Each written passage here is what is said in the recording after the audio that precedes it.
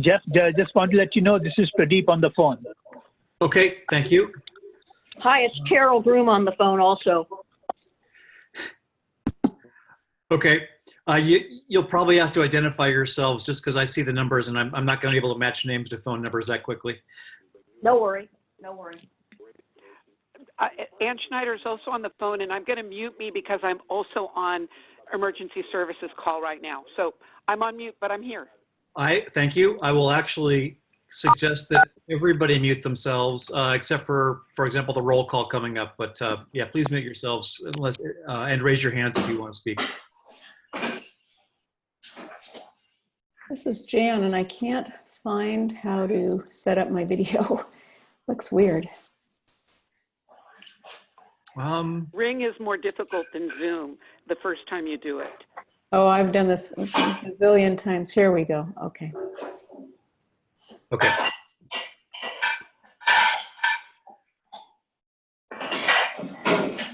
Oh, somebody's doing dishes. Whoever's doing dishes, you can mute, please. That's better. Okay. Why don't we come to order and Welcome to Ring Central Meetings. Enter your meeting ID followed by the pound. That's odd. Enter your participant ID followed by pound, or stay on the line to be connected automatically. Loosely.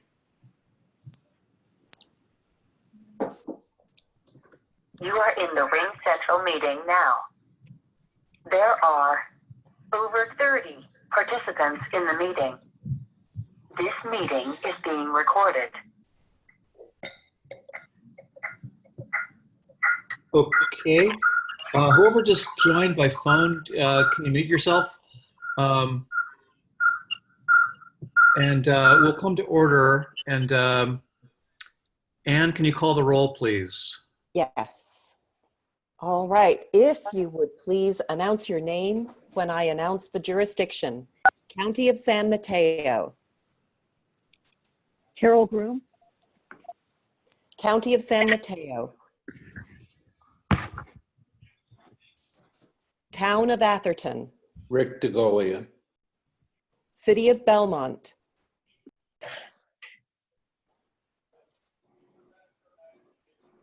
City of Brisbane. Madison Davis.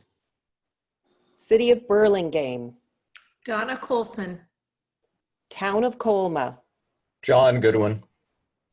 City of Daly City. Rod Dasnegbois. City of East Palo Alto. Carlos Romero. City of Foster City. Catherine Mahampur. City of Half Moon Bay. Town of Hillsborough. Larry May. City of Menlo Park. Catherine Carlton. City of Millbrae. Ann Schneider? City of Pacifica. Deirdre Martin. Town of Portola Valley. Jeff Alfs. City of Redwood City.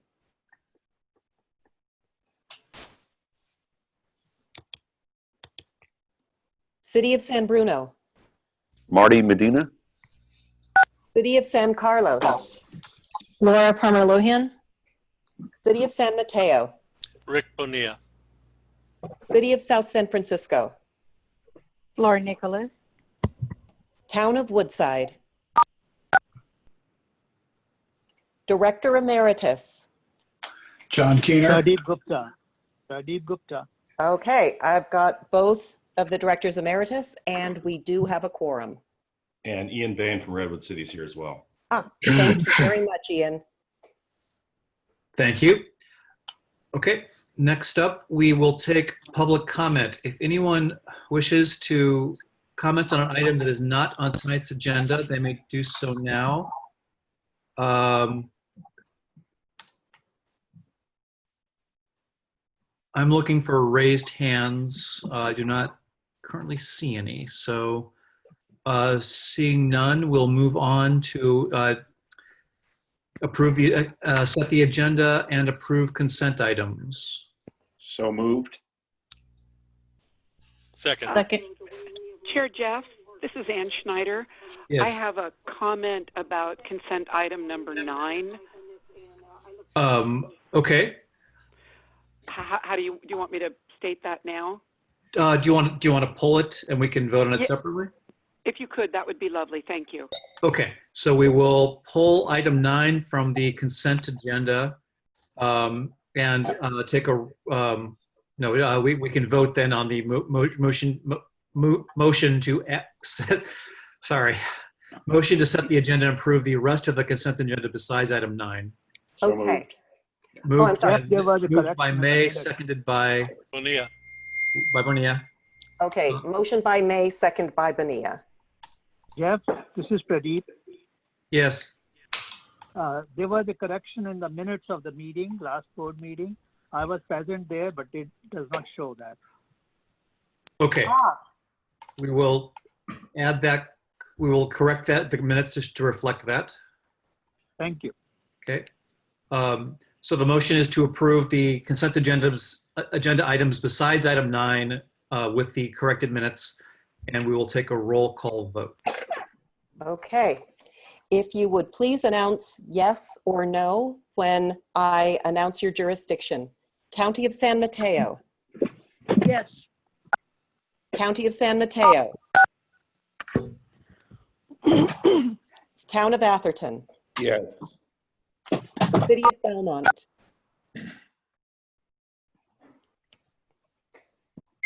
City of Brisbane. Yes. City of Burlingame. Yes. Town of Colma. Yes. City of Daly City. Yes. City of East Palo Alto. Yes. City of Foster City. Yes. City of Half Moon Bay. Town of Hillsborough. Yes. City of Menlo Park. Yes. City of Millbrae. Yes. City of Pacifica. Yes. You can hear me? Yes. Great. Thanks. Thank you. Town of Portola Valley. Yes. City of Redwood City.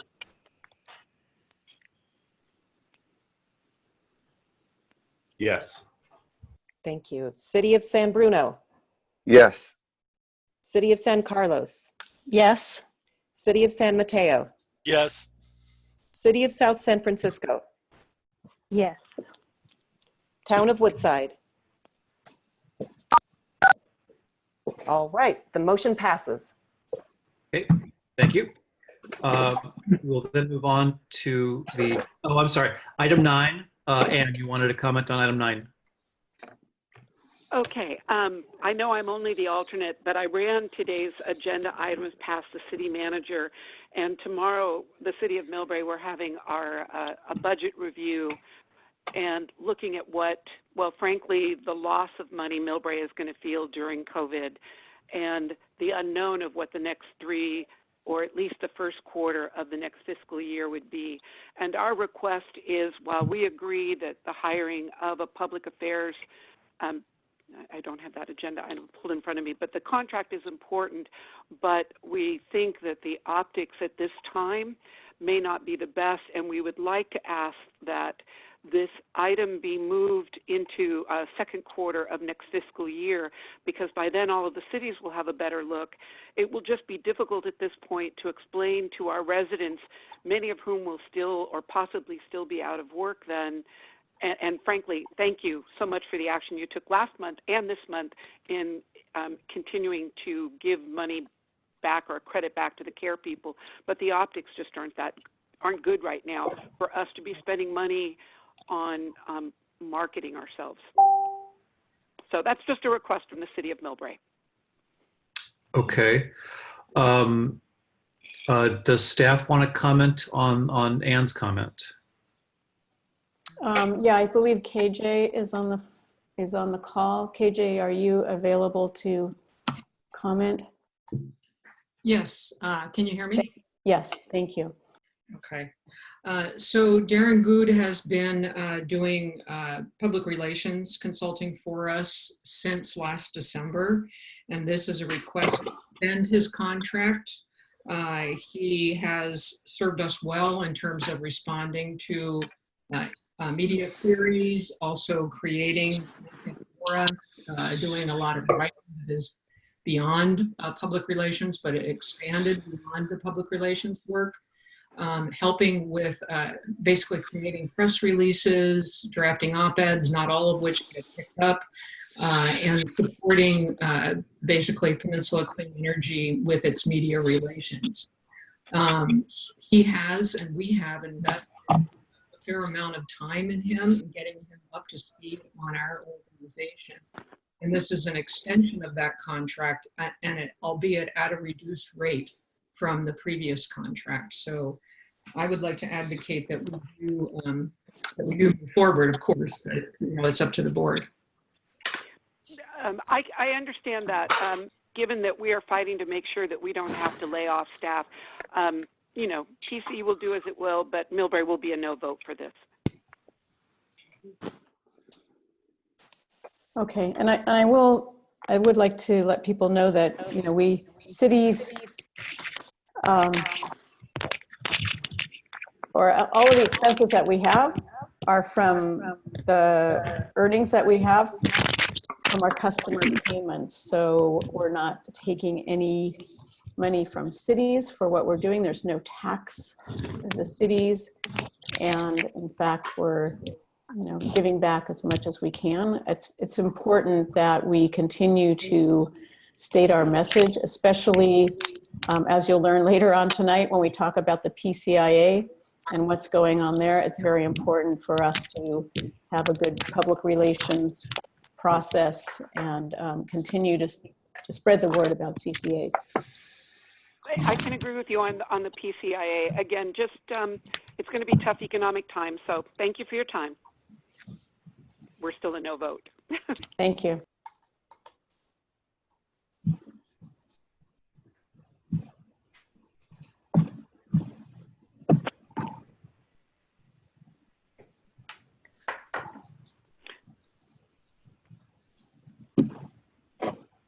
Chair, I'm done. I don't know if I'm holding us up.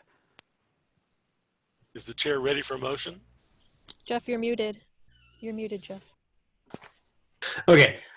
Yes, sorry. I would take a motion and a mute motion. We can discuss the item 9, which is the contract with Darren Good. Okay, thank you. I'd be make a motion to approve this item. Second. Moved by Bonilla, seconded by May. Any discussion? Anybody else want to weigh in on this one? I will just say, Anne, your point is well taken. I also I don't want to sort of interfere with the activities. I think there's a lot of important stuff that we're doing and that Darren is part of, and I want to keep us moving forward. I understand what you're saying about it being a difficult time around the county, and I do sympathize. I just also think it's important to not let us get too distracted from what we're trying to do, because I think what we're doing is important also. Any other discussion? Anyone else want to chime in on this? Okay, if not, then we'll need to do a roll call vote. Anne. Okay. If you will please announce yes or no when I announce the jurisdiction. County of San Mateo. Yes. County of San Mateo. Town of Atherton. Yes. City of Belmont. City of Brisbane. Yes. City of Burlingame.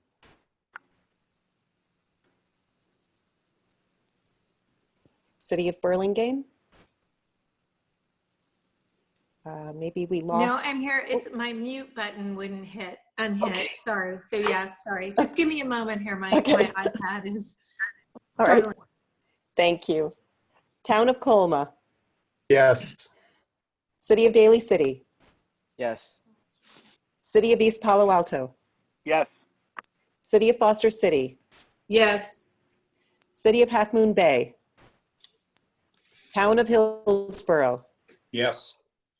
City of Menlo Park, Yes. City of Millbrae, No.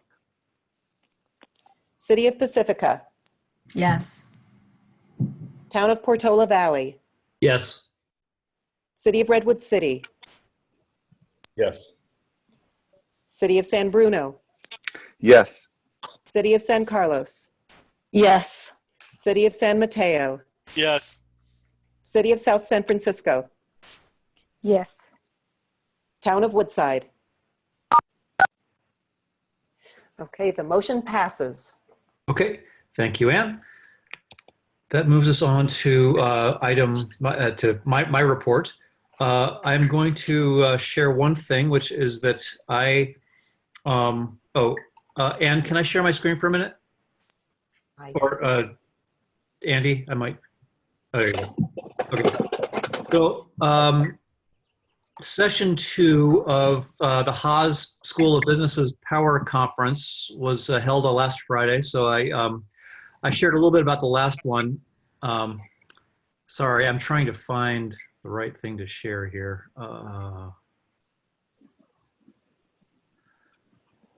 Because there are actually 2 very interesting papers were presented and discussed.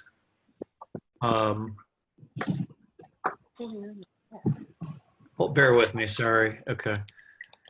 All right. So this was session 2. And the 2 papers, the first one was from a group, they were at a few different places, but it was looking at, and so I'm looking at this article right here, which is the effects of mandatory energy efficiency disclosure in housing markets. And here, I'll quickly show you the paper. I'll show you the abstract. So basically, Austin, Texas has a program where they require everybody selling a home to do an energy audit of their house. And this group basically took that program, and then because Austin is sort of has an area of unincorporated land just outside of it, has sort of a nice little natural experiment where they compared the effects of the disclosure, which was mandatory inside Austin but not mandatory outside Austin. And they showed a really interesting thing, which was that the energy efficient homes in Austin actually did sell for slightly higher prices than less energy efficient homes. When you compared Austin to the neighboring areas where the disclosure wasn't in effect. So it's just an interesting finding that if you make people really aware of energy efficiency, they actually it'll affect things like home prices. I asked them specifically about what happens when energy prices relative to home prices go way down, and they didn't have a good answer, but it's an interesting finding that people will in fact price things like energy costs into their buying decision, at least around a house. The second paper came from a group at MIT in Michigan, and this group took data from basically, you've probably all seen an O-Power report at some point on your house. O-Power works with PG&E and will basically shares data with you about your energy use every month. And so this group, they do the same thing around the country. And this group took data from Massachusetts, New Hampshire, and Connecticut. And they basically looked at, they took a bunch of households that got communications from O-Power about their energy usage to see which ones actually sort of did something about it. And they found several and the idea was, how can we better target promotions to get more people to make their houses more energy efficient? And so that's why I thought it was interesting for us. I'll share both papers. This one had some interesting findings around, like homes that are use a lot of energy or are especially inefficient become very good targets for some kind of home energy improvement. Higher income tends to actually correlate with certain things. And the techniques they use to tease insight out of their data were very interesting. So I will share these 2 papers with you next week. I just wanted to let you know the conference is still ongoing, has 2 more sessions, and the next one is on retail rate structures. And I'm very interested in that one, and I'll be sharing that with you probably at our next board meeting. So that is all I have right now. We'll move on to Jan's report.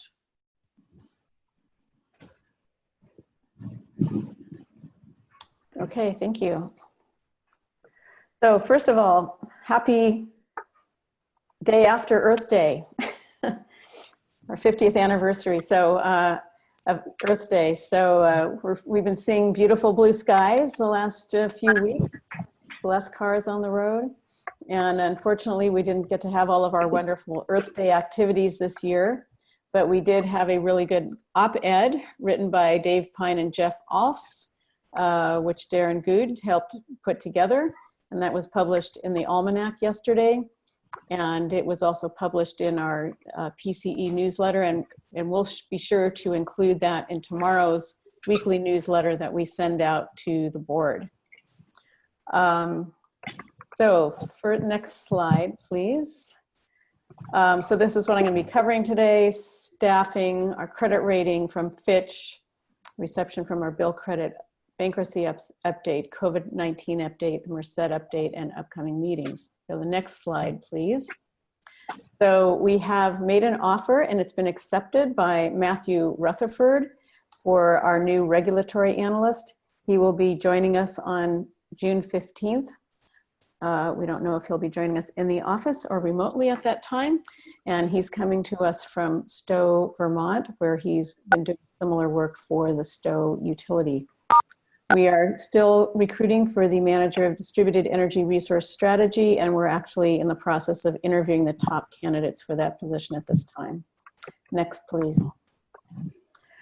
So as you all hopefully know, we received a triple B plus rating from Fitch Ratings, and we also have a rating from Moody's, as you know, of Baa2. This rating from Fitch is actually one notch higher than the rating we have from Moody's. So we're very pleased with that. And they sent out the full analysis of how they came up with this rating, and we will include that tomorrow in the weekly newsletter as well. Next. So I wanted to say thank you to the board for supporting the effort to have the $100 bill credit for the CARE and FERA customers. We received many thank you notes from our customers, and they are very appreciative of us helping them out during these difficult times. Next, please. So I wanted to give you an update on the PG&E bankruptcy. PG&E's plan of reorganization was mailed to all the stakeholders and those who have the ability to vote yay or nay for that plan of reorganization. Those ballots and objections to confirmation are due on May 15th. The PUC also issued its proposed decision on the bankruptcy, and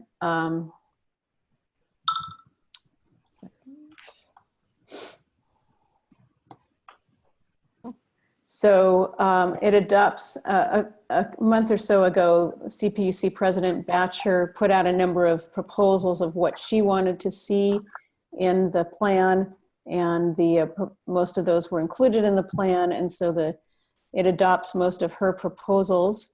There was one part of it talking about regionalization for PG&E's operations, and the PUC's proposed decision says that will be considered in a separate proceeding. Fortunately, we were glad to see that the PUC did address removing PG&E from retail and procurement functions in the future. And by 2025, that also is going to be addressed in a separate proceeding, the current PG&E safety cultural proceeding that's going on. Another item that was that a minimum of 50% of the PG&E board must reside in California. The CCAs had suggested that they should reside in PG&E service territory, but it just says they must reside in California, but with a preference for PG&E service territory. And then there's also a high reliance on debt for their emergence from bankruptcy.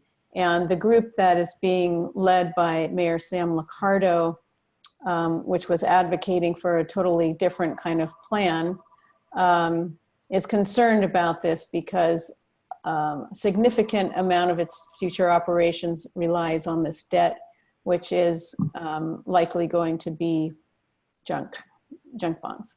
So there is also several groups of wildfire victims that are apparently unhappy with the plan because the their payment of their claims will be partly based on the value of PG&E stock. So some of the folks getting money from the plan are getting just cash, but the wildfire victims are reliant on PG&E stock maintaining its value. So there may be some wildfire victim groups that will vote against the plan. So that's really where things are at this point. I think David is on the line.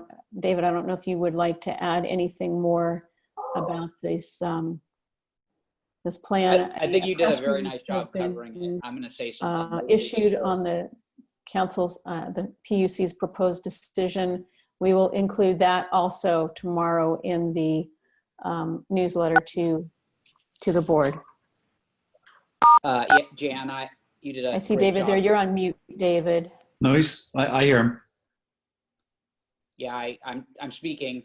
And primarily, I think I just want to speak so that everyone can see I'm wearing a tie for the first time in 6 weeks, which is very exciting for me. Can someone help to unmute David? I hear him. Yeah, we Are can you the hear only one, David. Jeff? I always hear your voice in my head. So No. You know what? I No. appreciate Maybe it's that, just Jeff. I'm me. always whispering in David, your I ear. can hear you too. I hear David in my dreams. I I'm love not that. sure. Maybe I'm hearing him Wow. and maybe I'm not. Only the ones where you get arrested? Yeah. In your Yeah, sleep. usually. I'd be there Interesting. for you, Rick.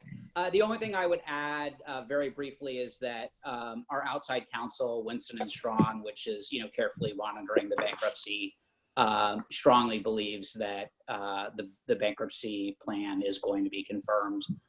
There was some concern a couple of weeks ago when, as Jan alluded to, the tort claimants, a large group of tort claimants, tried to kind of put a stop to the plan based on the decrease in value of their pot, and the bankruptcy court really had nothing, was not willing to consider it and shot down their efforts. So it's pretty much full steam ahead at this point, and there's no realistic likelihood that the plan is not going to be approved as far as our outside counsel is concerned.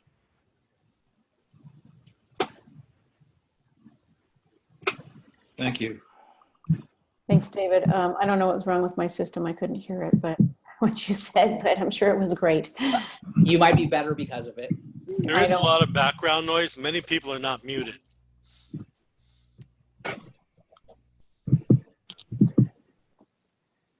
Okay, let's go on to the next slide. Thank you, David.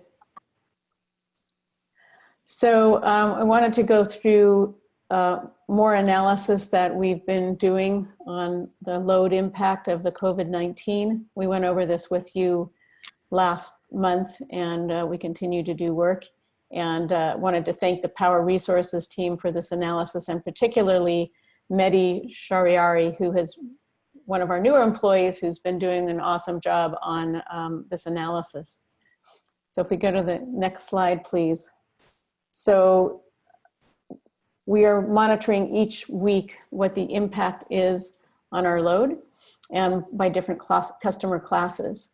So February 24th, 2020, our load was approximately 72,000 megawatt hours for the week.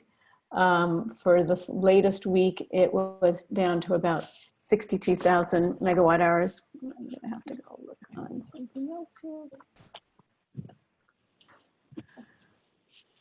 Which shows an overall 13% decrease in our load compared to before the shelter in place.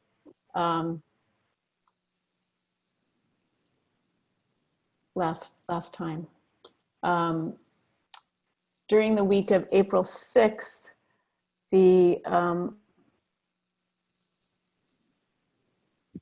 our load was a little bit higher, so it went down more this week. Next slide.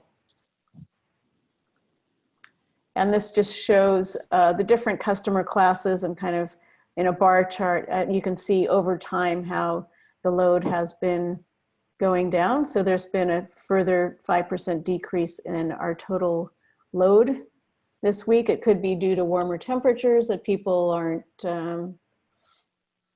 using as much electricity in case they were using fans to heat their homes or things like that. We'll go to the next slide, which shows the daily load. And you can just see the same kind of overall trend of what's happening. You can see that the weekends are all pretty similar. And then the weekdays, again, show a similar pattern as well. Next slide, please. And then this is our weekly load by customer type. And you can see that the residential load was down closer to what it was before the shelter in place just for this last week. All the other customer classes are also down, showing a pretty consistent amount from week to week. And then if we go to the next slide, it shows the load shapes. So you can see when the difference in load is occurring. And as we saw last time, if we look at the chart in the upper right for the residential load, it would typically go down during the daytime, and it's not going down as much during the daytime. If you look at the total PCE load, it's higher during the day than, it's lower overall, but the shape is slightly different in that there is more a little hump in the middle of the afternoon. And if you look at the commercial load, you can see that a lot of commercial businesses are closed. So the load is fairly flat for commercial customers. And then the last slide, if we go to the next slide. Jan, just to go back to that one. Yes. Is the residential load shifting back down because solar panels are starting to kick in now?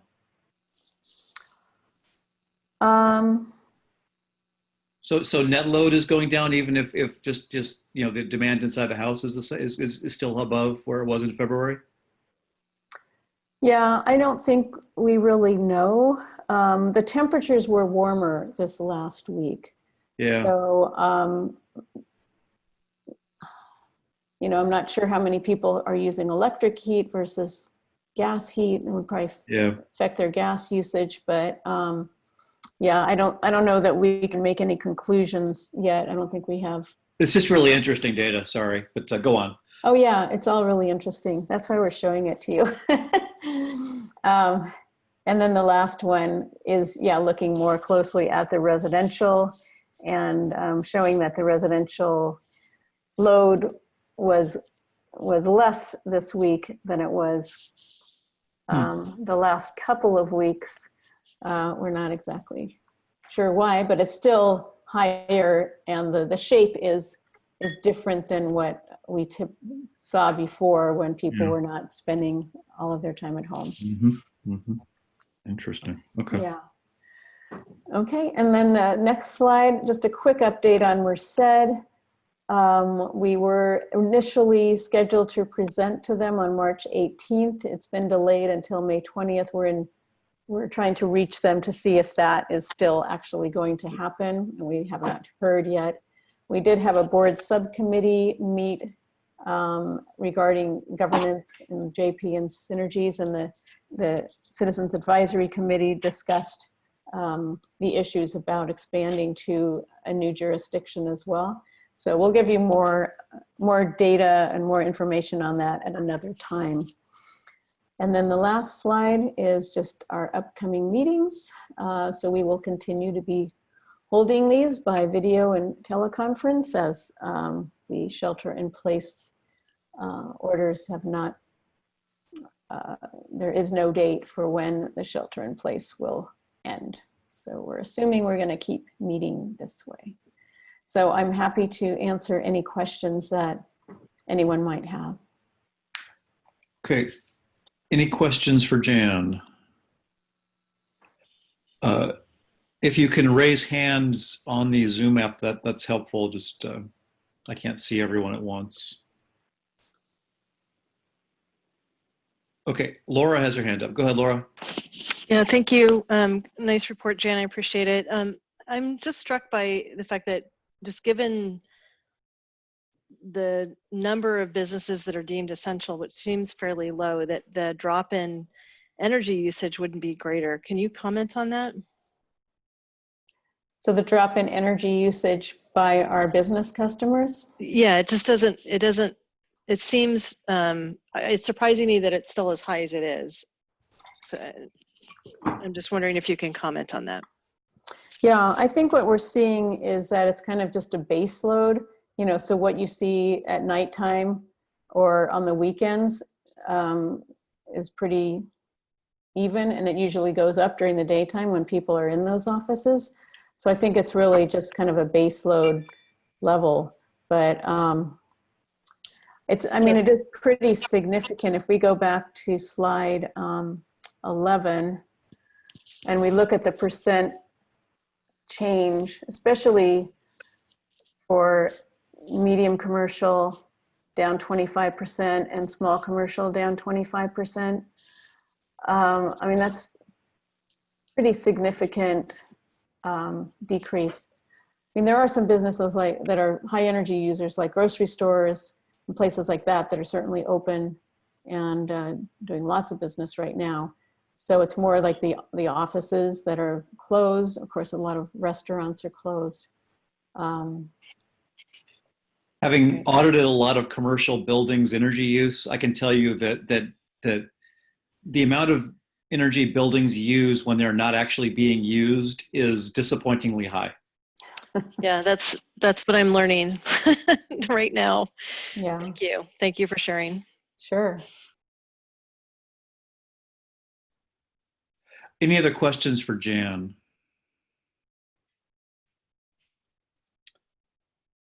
Okay, then we'll move on to the CAC report. Desiree, would you like to step up? Yeah, I can give a brief report. I hope you can hear me. So we had our meeting 2 weeks ago, and it was a video and phone conference just like this. So we've survived our first one. And we started off the meeting with an update from Jan on the strategic planning, which I see as an item on the agenda tonight for action by the board. And we also got a projects update from Raphael, which was great. He gave some opportunities where our committee can get involved, which I think many people on our committee are hungry to do. So thanks to Raphael for that. And then we also started talking about what our priorities will be for the next year or so. And that's something that we assigned to a subcommittee that we'll look at again next month. Oh, and as Jan mentioned, we also had a short discussion on the possibility of having some communities in Merced County, especially Los Banos, join PCE. And I think most of the people on the committee realize this is not an easy question to answer yes or no. There's a lot of logistics and details to figure out, and I'm sure there are several committee members that would be happy to share additional information as this moves forward. I think that's all I have for my report, unless there are any questions. I attended online. That's a good report. I guess the one thing I'll add is, you know, the group discussed, kind of talked about the committee's priorities for the coming year, and sort of eventually I think that we formed a subcommittee that wants to kind of talk about just how the CAC is going to operate and what they're going to do going forward. I thought it was a useful discussion, and I think it's a good step to go forward. You know, so we had a little bit of discussion just about kind of what as I think we've all talked about before this, you know, the CAC is, I think they've had some really great successes in terms of advising, and they've had some frustrations also. So we're sort of working through what combination of activities is good and will satisfy people and be helpful to us and sort of enjoyable for them. So I actually thought it was a very productive discussion about the committee's priorities going forward. So thank you, Desiree, for that. And then with that, I'll take questions.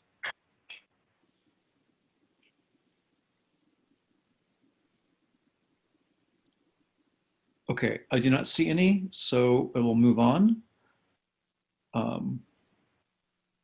Thank you. Okay. Okay, item 4 is appointments to the executive committee and the other standing committees. And this is me. And I owe you an apology because I have completely taken my eye off the ball on this one. I meant to be reviewing these two committees and just sort of talking to people about their participation and whether they wanted to continue or if other people wanted to join, and I have not done that. I'm sorry for that. I think our options tonight would be to reappoint the executive committee and the audit and finance committee as they're currently constituted, always with the understanding that if you are interested in one of these, you should feel free to approach me or Rick, and we're happy to consider new people and think of, because these positions do rotate over time. The other alternative would be to table this for 1 month, give me one more chance to review current members, and if anyone is interested in a membership, to approach me for it. I will be happy to hear your opinions on those two options.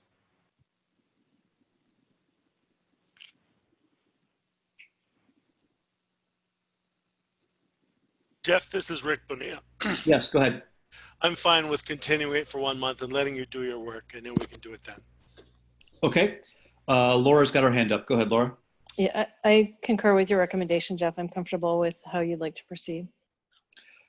Okay. If that's the case, then I will we'll continue this. What? Can you hear me? This is Catherine. I keep raising my hand. I think you can't see me. I don't see you. Okay. Go ahead. Sorry. I would like to continue on the executive committee. Oh, understood. Okay. Yeah. So, okay. With that, what I will suggest is we will continue this, and if you are interested in serving on either the executive committee or the audit and finance, or if you are on one of those committees and are or considering not serving on them, if you're not interested, contact me, and I would like to talk to people on the committees just to get a sense of where they are and all these things. Next month, Rick and I will come back with a nomination for the two committees. Is that acceptable? Okay. Sounds good to me. Okay, then we will move on. Are there any questions or comments?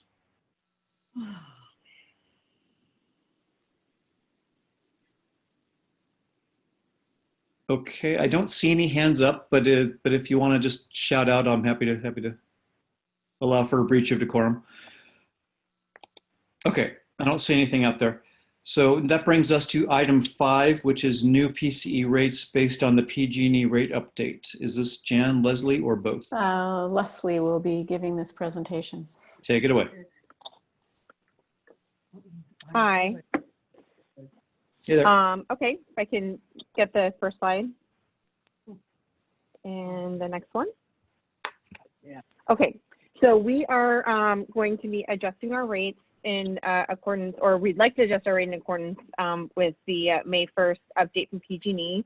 So here to give you a little bit of an update of what that's going to look like to the extent that we can right now, because we didn't actually, so we didn't get the details of the rates until just late yesterday afternoon. So we're still going through and calculating our detailed, rate counterpoints for all of the different tariff, all of the different rate determinants. But we do have a general system average look at the rates, and we do have an example of the E1 rate that we can show you as to what the impacts are going to be. And we do know what the PCIA impacts are. We've got that information ahead of time. So we have a general idea of what those impacts are going to be, even though we don't yet have all of the detailed calculations completed for all of the individual different rate components. But so we're here to ask for your blessing to go ahead and make those adjustments as soon as we get those calculations in, so that we can have those rates adjusted quickly for customers, so we can maintain that 5% discount on the Eco Plus rate, as soon as possible after the May 1 rates are implemented by PG&E. Some of the things that we do know for sure is that the PCIA is increasing across all rate classes, and that the net result of the PCIA increasing with some minor increases and decreases in the individual generation rates is going to result in primarily in expected action of PCE needing to decrease our rates for the most part across the board in order to maintain that net 5% discount. If I can get the next slide, please. Okay. Okay, so now we have the system average generation rates. So these are the system average rates. So they take all of the sub rates in each rate, one of those rate categories, take a look at all of those changes across the board for the rate schedule and get the system average rate. So for example, on the residential rates, the system average generation rate right now is just under 12 cents. On May 1, it's going to decrease just slightly by 0.2%. On the, some other rates, it's going up a little bit, like on medium commercial and small commercial. But for the most part, the system average rates across the board are just going up or down just a little bit, with the exception of a little bit higher increase in ag rates. Next slide, please. What we do also know is that the PCIA is going to be increasing quite a bit. So this is the first year with this new methodology of the capped PCIA. Andy's actually going to go into a little bit more about this in the presentation that he has later. But all of the rates are going to have their max implementation of an increase of 0.5 cents on the PCIA, and you can see that that affects all of the different rate categories a little bit differently as far as the increase goes and the magnitude of the increase. Everyone's increasing by 0.5 cent, but it materializes in increases ranging between 17 and 25% for the rate classes, depending on where those PCIA rates were before this rate adjustment that's coming in on May 1. Go to the next slide, please. Okay, and then here's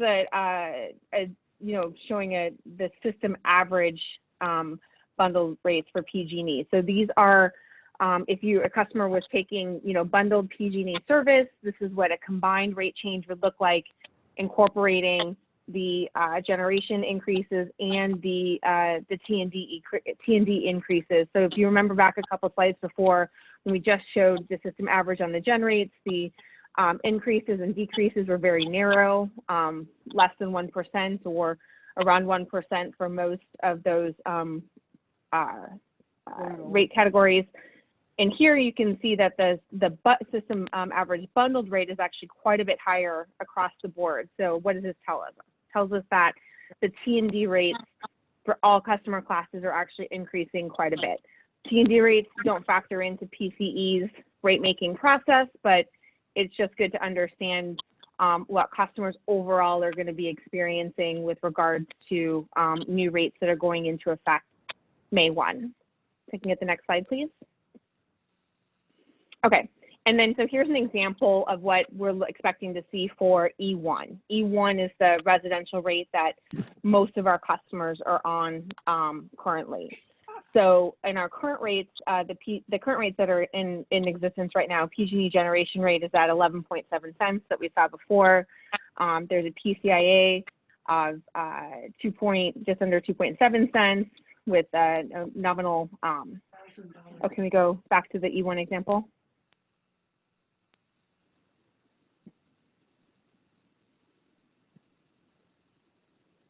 I don't know what happened. There we go. Thank you. Okay, and so we have the PCIA and the franchise fee, because if you remember, when we set our generation rate, we factor in that PCIA and the franchise fee that PG&E is assessing on their side of the bill. So the PG&E gen rate, 11.7 cents, the PCE rate that we're collecting instead is a little under 8.5 cents. And the rates that are coming in on May 1, we know that the PG&E gen rate is going to be, again, 11.7 cents, but a little bit less, 11.752. So it's a difference of 0.21 cents between the current gen rate and what we're going to see on May 1, but the PCIA is going up quite a bit. And so you can see the new PCE equivalent rate for E1 is now going to be 7.7 cents, which is a decrease of almost 8% from what we were collecting before. So that is a pretty significant difference on the rate that PCIA or that PCIA impact is having on what PCE can collect for this particular rate as an example. Before I go on to the last slide, which is a little bit different topic, wanted to just sort of pause and see if anyone had any questions about this so far. I have a question. Okay. Go ahead. Is anything that's happening on the legal system with PG&E going to impact these numbers? You mean like with the bankruptcy? Yes. Not in the immediate future, and I'm not actually super well versed on what that might happen, long term. Jan might be able to speak to that a little bit better, but nothing that's going on right now, right now, is going to have an immediate impact. It would be down the road if there were some impacts, but I'll let Jan clarify. I was just wondering if we knew how far down the road that was going to be. I don't think we know yet. They haven't approved the plan, but part of the discussion at the Public Utilities Commission is that the impact of the plan is supposed to be neutral on customers. So that still remains to be seen. I think we don't know, but it's a good question. Jeff, I have a comment. Go ahead, Pradeep. Jeff, I think that what Leslie and Jan are talking about, that's fine. I think we need to make the changes, no question about it. But I have a basic comment that I would like to pursue later on in PCIA discussion, that the fact that PG&E generation rates to their customers are hardly changing, plus minus 1%. At the same time, PCIA is going almost 20+%. I see a lot of incongruency and inconsistency in those two, but I can explain that later. But I just wanted to point out that this is more or less the results of the feature of this new methodology and its assumptions rather than the actual facts as the legislative intent was. I just wanted to make that comment. Thank you. Agreed. And yeah, we can take this up on the PCIA section, but okay. Are there any other questions about this or the rates so far or the rate updates for May 1? I don't see any other questions or hands up. Okay. Go ahead. Let's just go, we'll go to the next slide then. I wanted to talk a little bit about a new rate that's going to be coming in starting May 1 as well, which is the commercial EV rate. It's can be referred to as BEV, so business EV rate. The initial launch of this rate was not supposed to be until October of 2020. The CPUC pushed back on PG&E and asked them to get it out sooner rather than later to customers. And so internally, they did a lot of work to make what they're calling available a soft launch of the BEV rate starting in May. And it's going to be in this soft launch mode for the first 6 months, where there's limited availability of the program tools and features. You're going to have to, go through an actual, business account rep to get yourself enrolled in the rate. None of the online enrollment tools are going to be active for this. What this rate does is it's reserved for dedicated EV charging meters or EV charging, like stations essentially. So you have to have, if the electric service or the meter that's serving those EV charging stations can only have EV charging on that service. So you can't, you know, for like an office building, if you had electric meters there, but it was tied into the general, you know, service for the office building, those meters would not qualify for this EV rate. So it needs to have it separate, dedicated service and meter serving the charging stations to be eligible to sign up for this rate. Expecting companies like Tesla, EVgo, Electrify America, and ChargePoint, who all primarily have dedicated meters serving their charging stations already, to be the ones to, you know, take up service on this rate first, right away when it launches. What the rate does is it eliminates demand charges, which has been a real concern for commercial EV deployment for charging for quite a while, and instead introduces this block subscription model, which is similar to, if you think back to you know, cell phone minutes, when you used to buy like 1,000 minute blocks of minutes and like 1,000 minutes, and then you can increase the block if you needed to. But there's two main different services of blocks, where you're either buying in, you know, a smaller chunk or a larger chunk for access to the rate. And then essentially what decided to do is benefit and encourage EV charging infrastructure. And one change that PG&E is making internally with their service planning is when new commercial EV charging facilities apply for service to be, you know, interconnected or set up with PG&E. The PG&E service planning is going to treat those projects or you know, sort of move those projects into having sort of dedicated EV meters for their EV system. So even if the customer doesn't intend to take up the BEV rate right away, they'll be enabled to take that up if they want to at some point. So just wanted to sort of highlight that this rate is coming in and will be effective and available for customers to sign up on May 1st. Okay. Thank you. I think what we're asking for here is a motion to Yes. approve Okay. the new rate. Yes. Yeah. Are there Yes, questions? Sorry. Are there questions for Leslie? Sorry, I just wasn't sure if you were done. Are there questions for Leslie on the report? Rick has his hand up. Go ahead, Rick. Yeah, thank you. So I just want to make sure I got it right. They want to encourage using EVs, and they want to use their dirty energy for charging, and then they want us to pay for it through the PCIA. That's what it sounds like to me.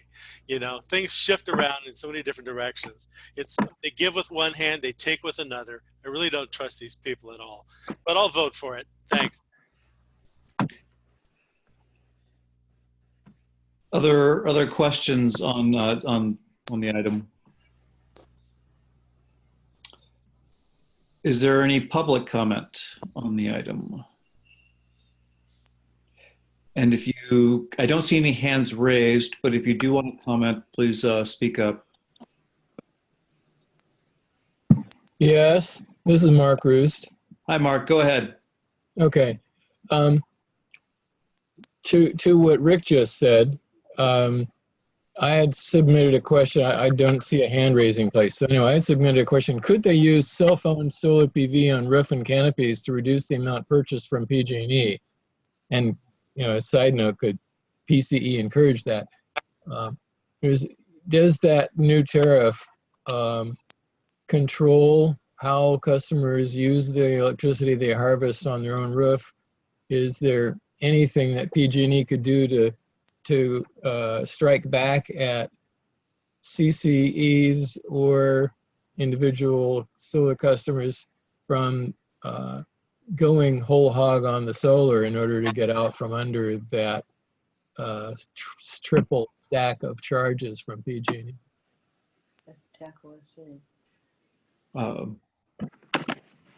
Leslie or Jan, care to comment, or Andy? I'm sorry, I'm not quite sure what the question is in terms of does the tariff prevent people and individuals who own homes or businesses and companies who want to sell solar, a lot of it, and charging systems and all that, and Peninsula Clean Energy, does the tariff have any prevent in any way or resist in any way people doing everything they can to reduce the amount that PG&E sells under that tariff? Well, this particular tariff, the BEV tariff, is just for EV charging systems. So it's not a residential, and it's commercial. So it doesn't apply to residential customers. It wouldn't apply to net metering service. It's just a commercial EV charging tariff. So I think it's a separate question. Or it's not related to essentially, the wider applicability of solar. Right. The core of the question is, okay, if it's commercial, then is there any inhibition in the writing in that tariff or in the rules around it to inhibit people from throwing up as much solar as they can over their parking lots as well as on their roof, and putting in batteries and stuff, so that they don't need to buy anything from PG&E except in an exceptionally long, dark period? No, I don't. No. It doesn't have any relationship to solar. I mean, if people can put in as much solar as they want, if they prefer to charge their EV chargers from the solar, they can do that. They're not forced to use this rate. It's just an option for a new rate. By dedicated EV charging meter, does that mean the meter only serves EV chargers and does not, I mean, the meter probably wouldn't be eligible for net metering if it's a dedicated EV charging meter? Is that fair to say? Yeah, you know what, I would have to, I don't think this is a net metered tariff. I would have to actually go back and double check it. It has not actually been a question that's come up in any of the presentations or conversations that we've had about this. It's really just been about the EV charging component of it. The demand charges are really what the issue is for the EV charges, and that's what this tariff is meant to address. Is that component of it. I mean, the rate's going live May 1. We can't block the rate. This is happening. So this is just more like an informational that this rate is coming and is going to be available versus us necessarily being in a position to change any of the characteristics about it. Well, more importantly, if we want to encourage more people to put more solar panels in their roofs, I think we should. Plain and simple. Rick has his hand up.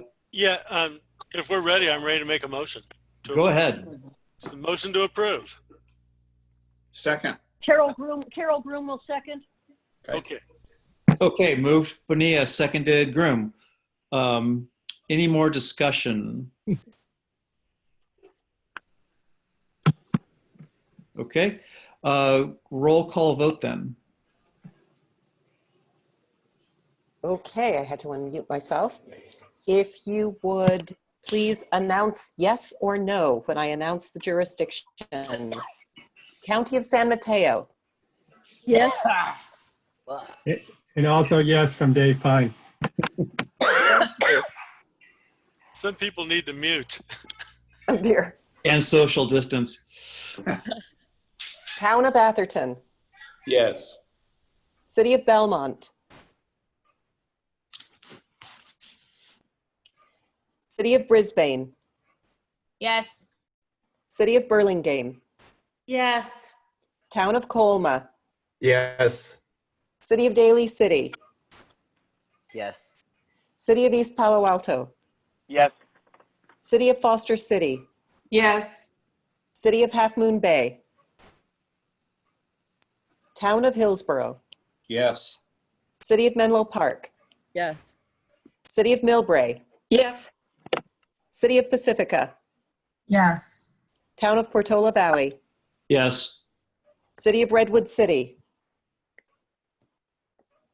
Yes. City of San Bruno, Yes. City of San Carlos, Yes. City of San Mateo, Yes. City of South San Francisco, Yes. Town of Woodside. The motion passes. Okay, thank you. That brings us Thank to you. item. Yes, thank you, Leslie. Item 6, the sorry, just pulled it up. Update on the PCIA and the projected financial impact. Andy, do you want to start on this one, or is this Jan? Sure. Go ahead. No, it's Andy. I'm sure Jan will have some comments, and you'll probably ask questions I can't answer too. So this is an overview. Some people have asked questions about PCIA, and there's been a lot of action in the PCIA world lately, so we thought it was a good time to step back and talk about it. This will be a little bit novice for some people, but I thought it was important to step back and go through the whole thing. So the PCIA is the Power Charge Indifference Adjustment. It was implemented to ensure that customers who left PG&E, for example, DCE customers or all CCE customers, don't burden the remaining customers who stayed with PG&E with costs that were incurred to serve the customers that departed. It is calculated as the difference between the actual cost incurred by PG&E related to their power generation for those customers and the then current market value of those excess resources. So they're supposed to do a calculation each year and determine the market value of those same resources that they're still paying for those customers that they're no longer serving. Next slide. Feel free to interrupt or ask questions anytime. The PCIA has an impact on PCE's customer rates. You saw that a minute ago. This is the same calculation that Leslie talked about. But basically, we calculate our rates by providing a credit for the PCIA charge that PG&E imposes on customers. We take the PG&E generation rate, we multiply that times 95%. We get to a total charge to customers. Then we take that total charge and we subtract out the PCIA charge that they are charged by PG&E, and that derives the PCE generation rate. By the way, there's a small franchise fee, which is less than 3% of the PCIA that's also deducted out, but I'm not showing that for simplicity. This is the same example that Leslie showed. There's roughly 12 cents. 95% of that comes up to about 11 cents. We subtract out the PCIA and we end up with something like 8.4 cents. Which is approximately 75% of the PG&E generation rate. Next slide, please. When in October 2018, the CPUC adopted the PCIA rules, and they adopted them to, quote, lessen the volatility in annual PCIA adjustment. They adopted two parts, a cap, which was adopted to limit annual change to 0.5 cents per kilowatt, except for this trigger mechanism, which is to act quickly to address when there are under collections as a result of the cap. In other words, if the cap didn't even though the PCIA change was capped, if it didn't really cover everything, there was this relief valve when the amount exceeds a percentage of overall PCIA revenue. The cap was supposed to be implemented on January 1 of each year. It's been late the last couple of years. As you can see, it's being implemented on May 1, which is what we just heard about yesterday. The trigger is supposed to be imposed when the under or over collection reaches plus or minus 7% of the overall PCIA revenue requirement in a year. And it's forecasted to exceed plus or minus 10% within the same calendar year. And then what's supposed to happen is an expedited application to the CPUC to adjust PCIA rates quickly to get back below that plus or minus 7% before the end of the year. Before you go to the next slide, any questions? Okay, next slide. The PCI trigger, 2020 is the first year that this applies. PCI, or PG&E significantly under forecasted its 2019 PCIA requirements, and there is already a substantial cumulative under collection. Our current expectation is that PG&E will file in the summer a second PCIA adjustment to be effective 60 days after that. In other words, for the trigger. That will be a requirement to get to plus or minus 7% by the end of the calendar year.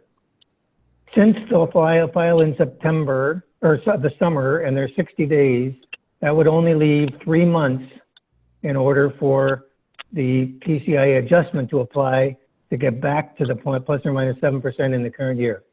So in other words, there's limited months in the year to apply, and we expect a substantial increase during that period.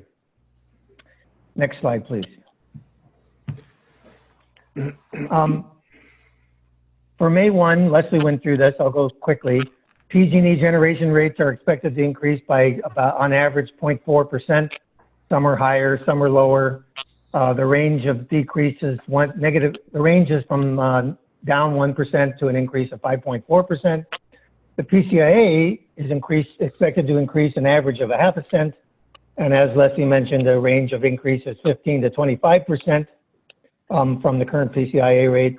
And just as an FYI, T&D rates for all customers, those are PG&E customers and CCA, PCE customers, are expected to increase an average of 2 to 3%. Next slide. This is a reiteration of what Leslie showed on the prior one, so I won't go through it. I'll just note that here's the system-wide rate of 0.4% increase, and you can see that some go up and some go down, but not substantially other than one. Next slide, please. This is the PCI increase that is expected for May 1. As Leslie mentioned, the rates just came out yesterday. It's hundreds of pages, the tariff. There are hundreds of different rates and rate classes to calculate, so we haven't done all the math. But broadly, we do know what is supposed to happen at the rate class level, and the increase in PCIA is expected to be up by 15 to 25%. Next slide. This is the same slide that Leslie showed, just to give refresh your memory. That the PG&E rate is, right now we're at 8.4 cents, and E1 example would be 7.8 cents, which means that while the PG&E generation rate goes down 0.2%, the PCE revenue would go down by 8% for that same class of customers. Next slide. So this is what we expect with the trigger.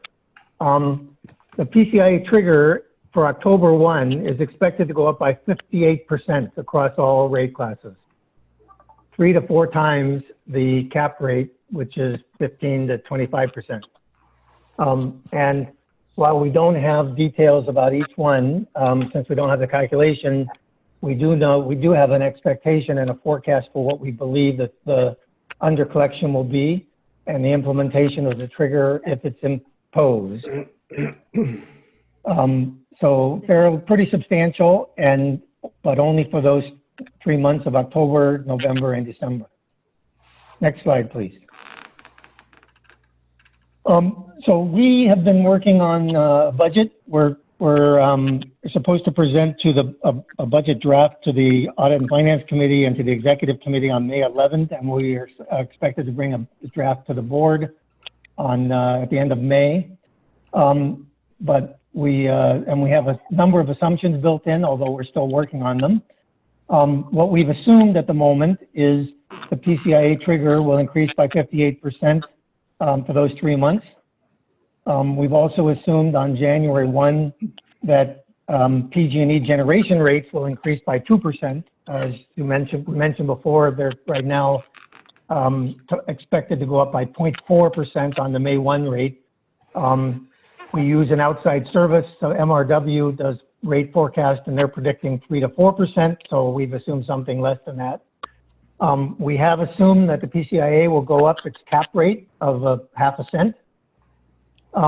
We've assumed a fairly conservative for January 1, 2022 PG&E regeneration rates of 1% increase and another cap increase on the PCIA on January 1, 2022. And then we're doing a 5-year plan, and that 5-year plan assumes that the next 3 years we'll have PG&E generation rates go up by 1% and no change, further change in the PCIA. MRW is actually predicting that the PCIA will not go up. In fact, it'll go down in those years. That'll be nice to see. But we've assumed no change, not going down at this point for those years. Hopefully that'll be even true. Andy, can I ask you a quick question? Sure. Okay, so on October 1st, we get this 58% whammo. And so then on January 1st, 2021, PCIA increases by 0.005 cents per kilowatt hour. But does that mean that the 58% increase goes away on December 31st, and then the 5 cents is in addition to what the PCIA was on September 30th? Or does that one-time increase stay there, and then this 5 cents is in addition to the 58% increase? No, the way it's structured to work is that the 58%. The reason it's so much, I think that might be Carol Groom. Carol, if you could mute on your phone, that would be great. The 58% goes up, and it's intended to get back below the trigger point, and then go back to the cap. But the reason there's a cap is because that's the maximum amount it would be allowed to go back up. And all that'll do, the fact that there is a cap will mean that at some point they're expecting to go above that cap again, and therefore there might be another trigger imposed next year. But that trigger is only imposed when it's above 7%, and it's expected to get to 10% in the calendar year. Given that the trigger will only drop it back to 7%, it's not highly unlikely that the trigger might be imposed again at some point in the coming year, particularly if they're maxed out at 0.5 cent, and that would likely mean that they probably wanted to go higher than that. So there's a note in a future couple of slides from here now that we've assumed that is one of the potential downsides of the budget, is that right now we've assumed no further trigger. But so the answer to your question directly is that the trigger goes away and then the 0.5 cent gets added onto the prior May 1 level. However, wouldn't be hard to imagine that the trigger will although it might not be as big, would come back again next year. And depending on when they implement it, the increase wouldn't likely be as high, because the reason it's 58% is that there's only 3 months left in the year to cover that difference. Did that actually answer your question? Yes, thank you. Okay, next slide. Oh, Mark wrote. Oh no, Mark, I see your hand up, Mark. We can have a public comment at the end of this. Okay. So not yet included in the budget draft that we've got is all of the COVID-19 and recession or potential recessionary impacts. We have been working diligently internally to come up with what we believe to be an impact. In fact, had a session this afternoon for an hour where we settled on at least a first cut at what we believe to be the impact of the COVID on our load and on recession, but the current budget does not reflect that. It reflects a prior load forecast. What we expect will happen is that overall load will be less, and energy price changes from market prices will likely be lower. That will have multiple impacts on us. We'll have lower costs for open position, That is energy we need to purchase that we haven't contracted for. But we will have lower prices for PPAs that we have contracted for and lower prices for hedges that we've contracted for. But any lower prices that happen and are already happening in the marketplace, we will not be able to take advantage of, because we, as an insurance policy, have locked in and are fully hedged at higher prices that we implemented right before the shelter-in-place order happened. So for the next 2 quarters, we do expect to be paying higher prices than the market. Next slide, please. So revenue impact. This is on the coming year budget. So right now we're in the 19-20 year, so based upon 2021. And again, it's all preliminary because we have not built in COVID impacts and other impacts yet. But our 19-20 revenue estimate is about $285 million. Based upon all the current assumptions, in other words, excluding COVID-19, we expect, and I apologize for these sizes, but 2021 revenue estimate to be $247 million revenue, or $38 million less than FY 19-20. There are multiple reasons for that change, although 3 of them relate to the PCIA. The May 1 change has an impact of $5 million negative in the coming fiscal year. The trigger by itself, just those 3 months, has an impact of lowering revenues by $17 million. And the January 1, 2021 increase has an impact of $9 million, but that's only because it's only 6 months of impact in the current fiscal year. In addition, we are expecting from a cost net change in net position standpoint, $14 million higher energy costs over the FY 19-20 forecast, but that's not yet including, again, COVID and economy assumptions, which could have an impact of reducing costs, although in some ways might increase if we haven't done all those analysis yet. But $38 million less revenue, mostly related to PCIA. Next slide, please. This is a busy slide. Let me walk you through the major points. The first 2 columns are the forecast for the current fiscal year, and then the current budget for the next fiscal year, and then the future years too. But let me focus on the first 2. So $285 million in revenue dropping to $247 million. Operating expenses are expected to be $25 million higher for a number of reasons, which I'll talk about in a second. Although 2/3 of that, 3/4, 60% of that is related to energy costs and the current, all based on current assumptions, pre-COVID.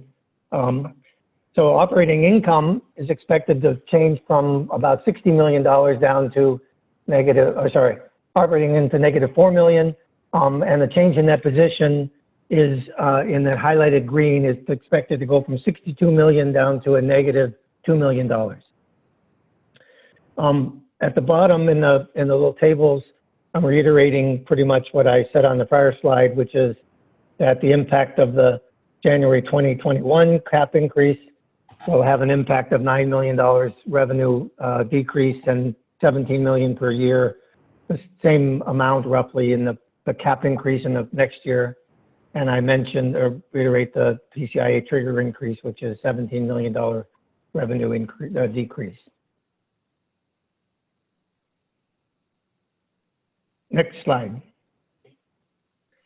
I just wanted to highlight, and then I'll come back to a summary, and then I'll be glad to take questions. But I wanted to summarize in case there are questions about the overall cost change. As I mentioned, from 2020 to 2021, there's a almost $39 million reduction in revenues. Again, mostly because of PCIA cap and trigger. Operating expenses, you can see highlighted near the bottom, are expected to go up by $25 million. energy costs are expected to go up by 14 million. Now this again is early, and this is a preliminary version of the budget. It is not built in assumptions and the analysis of what do we believe lower energy prices in the current world will mean. What does that do for our load in terms of revenues? And how does the hedges we've got impact that? So, but as an early draft, and we hope to have more we will have more, an updated forecast for the board. But based upon this, we expect $14 million more in energy costs. The other big ones are resiliency programs in the current year, some increased marketing, EV infrastructure costs that we have assumed, all add up to $25 million more in expenses, and a change in net position from a $62 million to a negative $2 million. And as I have mentioned, this has not yet been presented nor discussed with the Audit and Finance Committee. We will go through a detailed analysis and discussion with that committee on May 11th. So let me summarize one more slide, and then I'll be glad to go backwards if necessary. So, other potential, that's not very good, other potentially budget impacts. So I think there was a word that was in there before and went away, but they're mostly negative. So these are the things that are not yet included. A PCIA after January 1, 2021, that should be, PCIA after January 1, 2022. Right now we've assumed the last one is January 1. Hopefully is true. We have assumed no trigger impact after the initial trigger on October 1. That was your question, Jeff. We've assumed, as I said so far, no impacts from COVID-19 and recessionary impacts. Some are positive, some are likely to be negative. We haven't done the analysis yet. This all came up shortly, and we wanted to kind of cover this for the board at this meeting instead of waiting a month.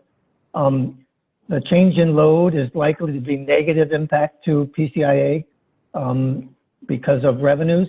Energy credits for hedges and PPAs which are likely to be lower because of what will sell our energy back to the market is likely to be negative. Energy costs are likely to be lower, but not until after September 2020, when our hedge coverage is lower, and therefore it'll be positive after September, but probably not until then. There is some expectation that with lower energy costs in the world, that PG&E rates could be lower, which would likely have a negative impact on what we charge customers, although positive for our customers. And the fact that energy costs are lower in the world and may be projected to be lower, that could make PCIA rates substantially lower in the future.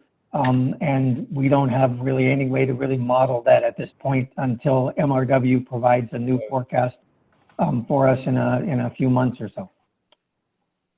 That's the extent of my slides. There was a lot of information to cover. Happy to take questions and happy to do my best to answer them.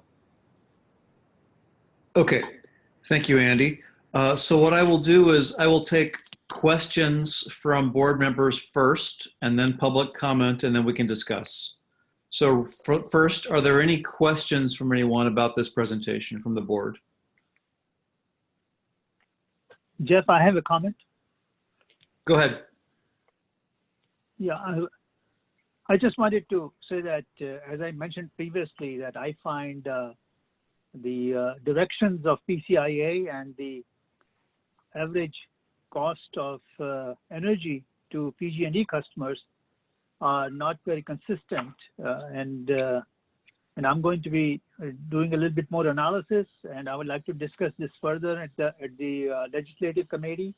I have already a discussion going on with Jeremy Vane to see what the details are, but I think there is something fundamentally wrong with the way that things are working out right now.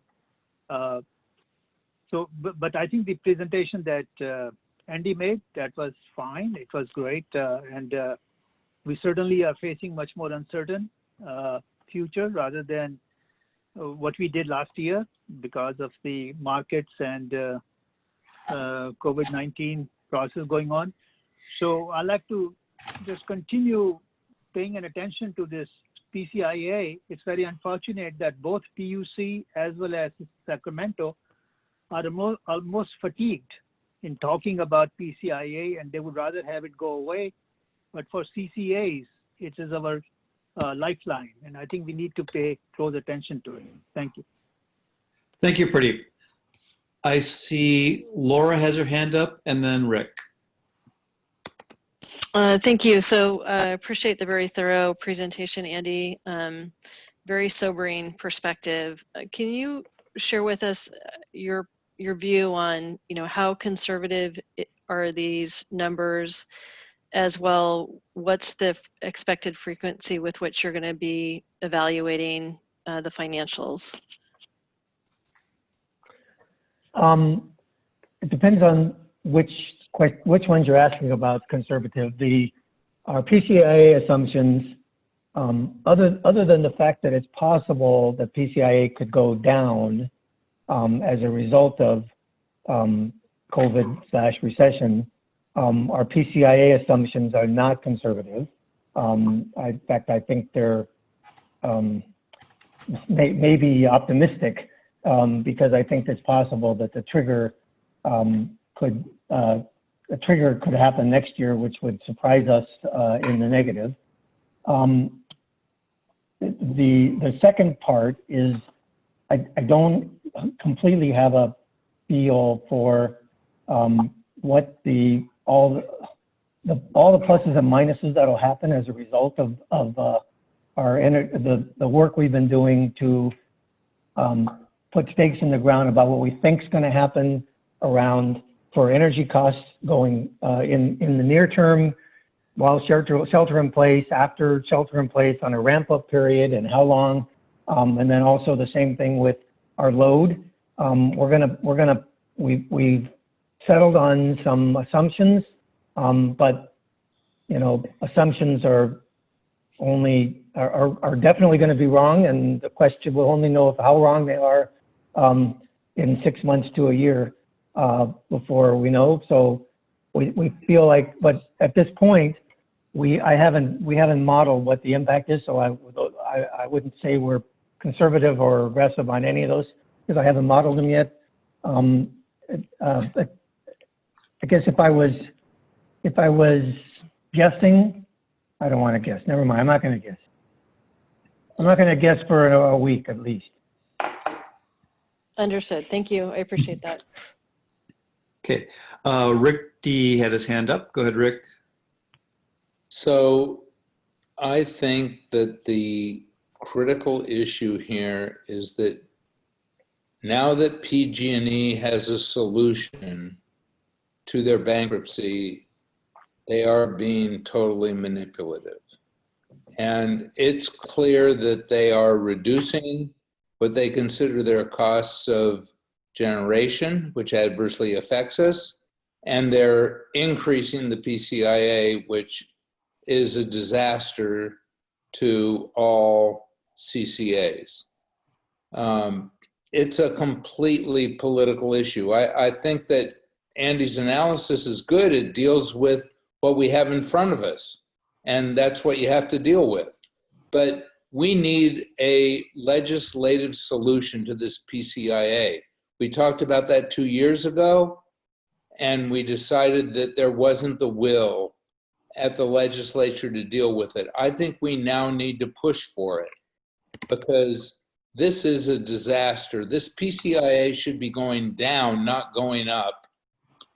And we experience it adversely impacting us. Think about what it does to those CCAs that are at much more risk than we are. This is really a problem. And Cal CCA If CalCCA doesn't have the will to take an aggressive position to go after this PCIA on a legislative solution, then we should do it with the MAG 5, and we should make this happen because it's critical to us and our finances, and it's even more critical to other CCAs. Yeah, Okay. if I could. Go ahead, Jen. Would you like me to respond to that? Sure. So Rick, yeah, that is exactly what we're doing. And this does require legislative action, and we are working with the MAG 5 because we are a little frustrated with the aggressiveness or non-aggressiveness or the success that CalCCA has had on these key issues. And, you know, we are the strongest CCA financially. We have the strongest financials, and we can weather these storms. Right. Other CCAs cannot. Right. And so we are working with the MAG 5 to educate and influence. We feel that probably what's most important is to get to the governor. Of course, he's very distracted right now. Right. But, you know, he kind of, once all this COVID stuff started, he kind of gave up on the PG&E bankruptcy and just, you know, didn't fight it any further. And so we need to get a lot of influence in the governor's office to rein in the PUC and to help with what's going on with the PCA, or maybe a legislative solution. So we recognize that, and we recognize that there's, who knows what's going on, but that is exactly what we're doing. So thank you for pointing that out. Thanks, Jan. Okay, I'm going to take two public comments that we have, and then we'll get back to a discussion. I see several hands up. So Mark Roost, why don't you go ahead?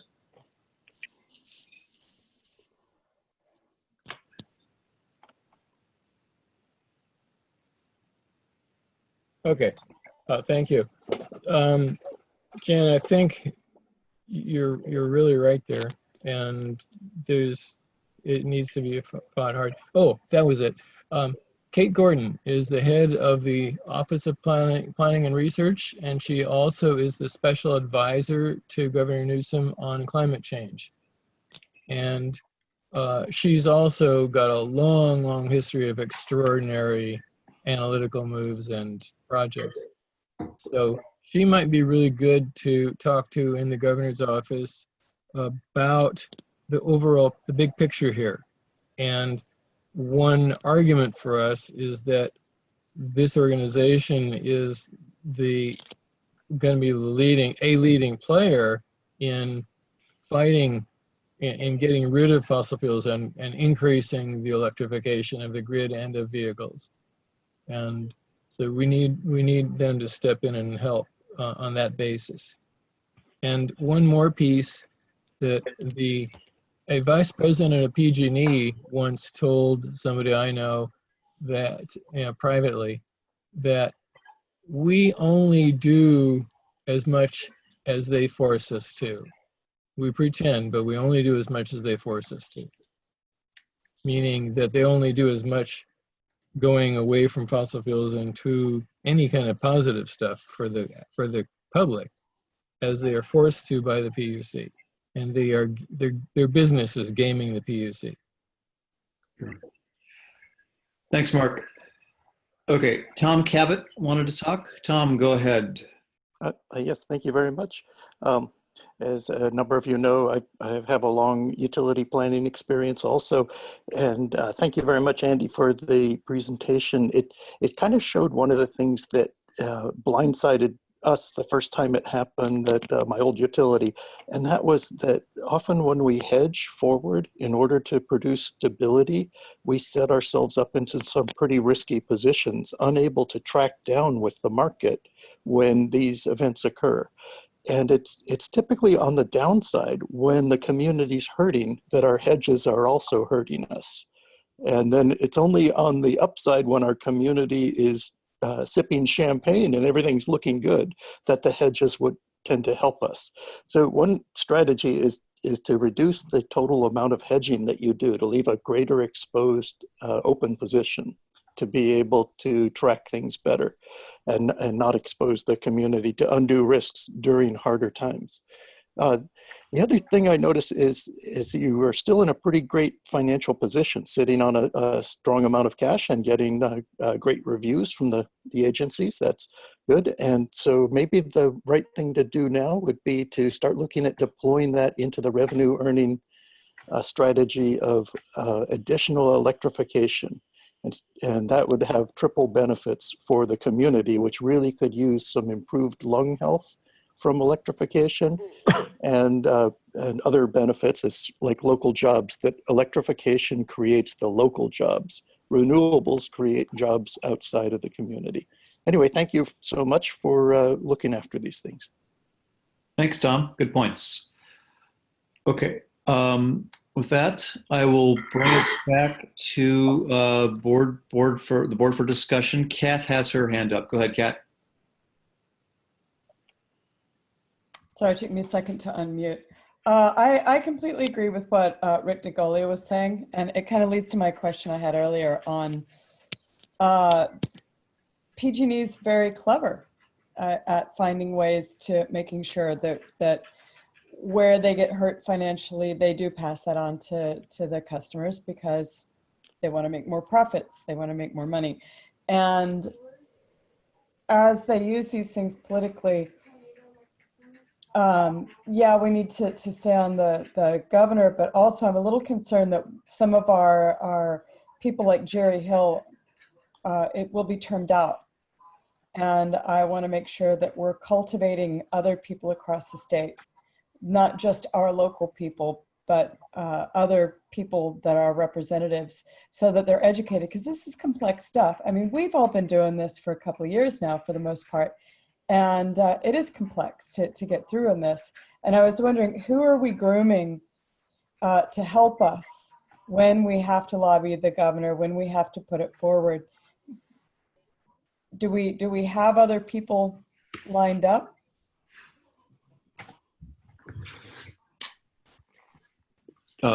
Staff want to answer that? I'm not sure I have an answer for that. I'm sorry, could you say that last question again, Kat? I was just wondering who are, if we have, and maybe we don't want to say publicly, maybe we do. I hope that we have other state representatives, not just ours locally, but across the state, that we're helping to educate and we're helping to groom them directly and or key staff members to make sure that this is, that we're getting their support on this as well. Because I agree with basically what Rick was saying, that the PCA, a lot of these numbers are not necessarily business decisions. They're political pushing as far as they can get away with on this. And I'm very irritated by it. Yeah, and we are working. Yeah, we are working with other legislators. Ash Kalra, who represents part of San Jose, is carrying a bill when the legislature gets back in session that addresses some of this. We're also going to be taking time to educate the presumed person who is likely to replace Jerry Hill and get him up to speed quickly so that when he starts in Sacramento, he's fully aware of what the shoes he needs to fill there. So we are working with others. And Joe is up in Sacramento all the time, not right now, but he has been up there all the time talking to key staff members in Sacramento, as well as our lobbyists. And talking to people in the governor's office, I would love to talk more about that and how we can get someone on things like CPUC that better understand, because, I mean, let's face it, it's stacked against us right now. And yep. I want to make sure that we're successful, because if we're not, it doesn't bode well for the others, as was pointed out before. Okay, thank you, Kat. Rick Bonilla has his hand up. Go ahead, Rick. Yeah, thank you, Jeff. I want to say that this whole conversation is music to my ears, and I feel completely validated. Thank you very much, Rick DeGolia, because you just said what I said exactly last month. and I believe I said it 2 years ago, that we need to actually take more political strategy because PG&E was attacking us then. They continue. It's only getting worse. Okay, and I want to say that I know the people, Jan, that you just mentioned very, very well, and I'm interested in getting involved. Okay, and I know some people out in the valley too that can get us in some other doors. So I'm interested in getting involved because it's going to take actual political action, and it's going to need to be some concerted strategy to do this. So thank you all very much. I will point out that staff has done a tremendous amount of work on this particular question, and that, you know, both the CPUC and the legislature have a certain inertia to them that takes time to overcome. And some of what we're seeing with this PCIA trigger are things that were decided 2 years ago when the CPUC looked different than it looks even now.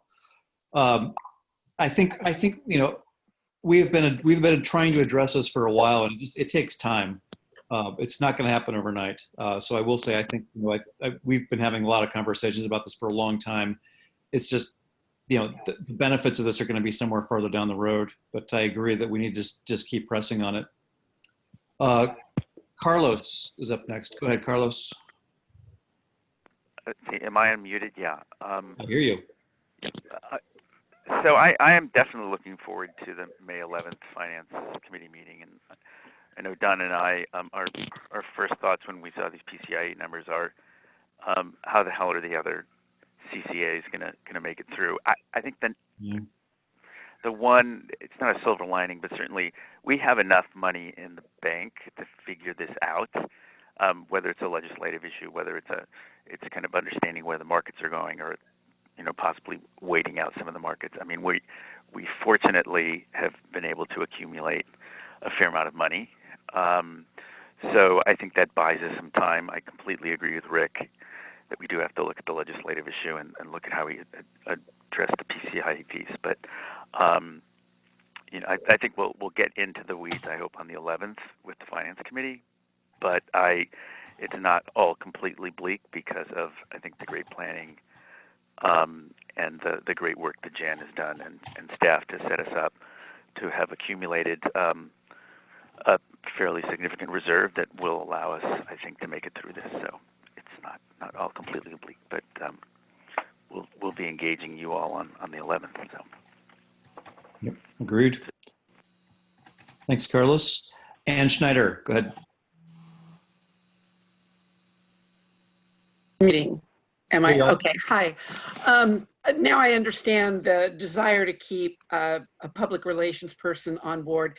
Since I come from the environmental activist community, and Rick Bonilla, I'm sure you've been up on lobby days in Sacramento. I see this as bigger than just the various CCAs around the state. There are many environmental community partners out there. I would imagine there are union partners out there, and we can't plan a lobby day right now because you have no idea how long shelter in place will last. But there are ways to start creating a greater set of partners to stand with us on this. And if we can roll it into where America, where the planet needs to be right now, I think there's hope for that. It's disappointing, hate doing it, but this is, if there's one thing out of COVID, there's that opportunity to look at the new world.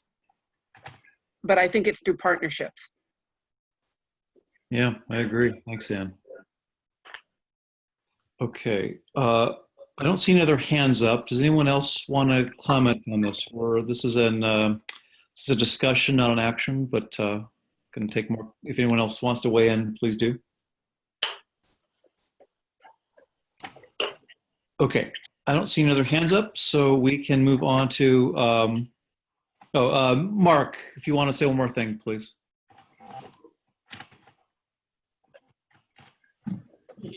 Something about doing the strategy for the fight and for the medium to long term, really looking at how, you know, partnership not only with the activist community but with the solar and battery and, you know, that all stuff, and you know, I see a lot of results coming out of the lab, and I think that we ought to talk about a variety of scenarios, and, you know, and see what's possible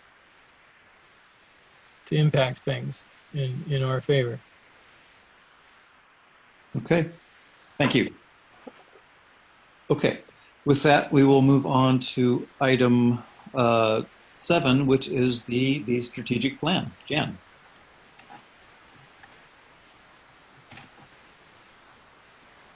Okay, thanks. So go to the next slide. The next one. Okay, let's go to the next slide, please. So what we're hoping to accomplish tonight is for you all to approve the strategic plan, and we'll continue to move forward on that. So last month, the strategic planning subcommittee reviewed the plan. In March, you reviewed the mission, the vision, and the organization priorities and provided direction on that. And tonight we're coming to you for approval of the full plan. So we'll just quickly run through this. You all received the plan in your packet. So if we go to the next slide, so this is what the plan is. And I also want to talk about our plans on publishing this, assuming you approve it tonight, and what parts of it we would have in a nice glossy handout that you and others can use, that we can take to the legislature, to the regulators, to inform the world about what we're doing and who we are. So this first page is who we are. The next page, let's go to the next slide, is our mission and vision. And so last meeting you selected this mission and vision, and so that's the one we're going with. The next page is our organizational priorities, and last month you helped us define what energy sources we'll use for meeting our 100% renewable target in 2025 on a 24/7 basis. Next is the kind of the high-level strategic goals for the main areas in the organization: power resources, policy, community energy programs, marketing and community outreach and customer care, financial stewardship and organizational excellence. The next slides are the specific objectives for power resources. I think there are 2 pages of these. Go to the next slide. We've got 4 for power resources. We've got 3 for public policy. Next, we've got 3 for community energy programs. Next, I think we have 5 for 3 for marketing and community outreach and customer care. And then we've got 3 for financial stewardship. And then we've got a number for organizational excellence. I think we have 5 overall objectives here. Next page. And then at the towards the end, we have the timeline. So right now we are at the point where we're going to approve the plan tonight. Over the next few months, the staff will be implementing this plan and developing our own internal work plans for how we achieve this. We'll be developing some metrics. We'll be coming back to you in September, hopefully all together, to at our board retreat, to present the dashboard for how we'll be tracking our movement against the plan. And then for the next 4 years, we'll be giving you annual updates on how we're meeting the strategic plan and refreshing internal implementation as needed. And then in calendar year 2024, we'll update for the next 5 years after that. And then the next page, I believe, is measuring success, what kind of specific metrics we'll be using. And we will be diving in on this more as staff as we develop our internal work plans and how are we going to be measuring our success. The next page is the board of directors, and then that's the end. So we hope that you like it. I think it's been a great process. I think all of the meetings that we've had have been really engaging and very thoughtful from all the work that everyone has put into this. The proposal for publishing this, I think if you go to the next slide, is that we'll take certain content from the full strategic plan, who we are on page 2, the mission and vision on page 3, the 2 key organizational priorities from page 4, the 6 organization-wide goals that are on page 5, and then we're going to pick some of the selected objectives that support each of the organization-wide goals, and we as a team will be going through that. And then the listing of the board of directors. We'll be adding some nice photos and illustrations, a timeline of major milestones since PCE's inception, and put together a document that is targeted towards regulators, legislators, things that board members can use in talking to folks, and that we can use for project developers. The distribution would be a PDF available online, and then a printed glossy, possibly an 8x8 format, about 16 pages. And our plan is to get this ready for distribution and out there by June 15th. So the action that we're requesting, if we can go to the next slide, is for the board to approve the Peninsula Clean Energy 2020-2025 strategic plan. And I'm happy to answer any questions that anyone might have.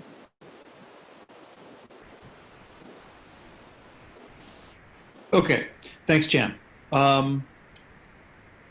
Okay, one more time.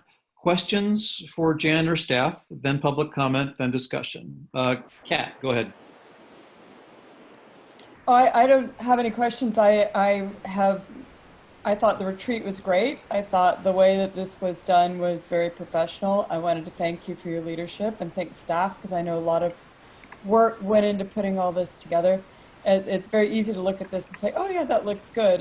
And I wanted to say that any frustration that and I think a lot of us feel is more due with frustration of the environment, not frustration with the staff or how you're handling things. And just want to say that you're very much appreciated, and it looks really good. Thank you. Yeah. Thank you, Kat. Okay, Laura, go ahead. Thank you, Jeff. Yeah, I concur with Kat's comments. Very robust, thorough plan. I think it's very clear. New people onboarding, I think we'll have a really good understanding of what it is that we're trying to accomplish. One question I have is really around the metrics. So as I was kind of reading through the presentation and seeing the high level objectives for the various work streams, I was wondering, it appeared to me that there was an interest in wanting to put a lot of metrics around some of those smaller work streams. And I'm wondering if that's the intention, or if you're thinking that you're gonna up level and put some metrics higher up next to, for example, the mission statement, which I think does allow itself to be, the way it's written, it allows us, I think, to be able to, put a metric next to it. That's Yeah, certainly something we could do. Yeah. So I think what you're talking about is having kind of a higher level metrics rather than, we have a lot that are kind of in the weeds, and some that are a little broader and more far-reaching. Yes, so finding that balance, right? Because my concern would be with all the work that the small and mighty staff have to do to deliver energy, right, to San Mateo County. And having been on that side of it, right, when I'm trying to deliver against objectives, I know it's a lot of work to curate those analytics. So I think just a kind of a question to explore a little bit further with the team in terms of what specifically will be measured and what's reasonable and helpful. Mm-hmm. Okay. Okay, Rick Bonilla.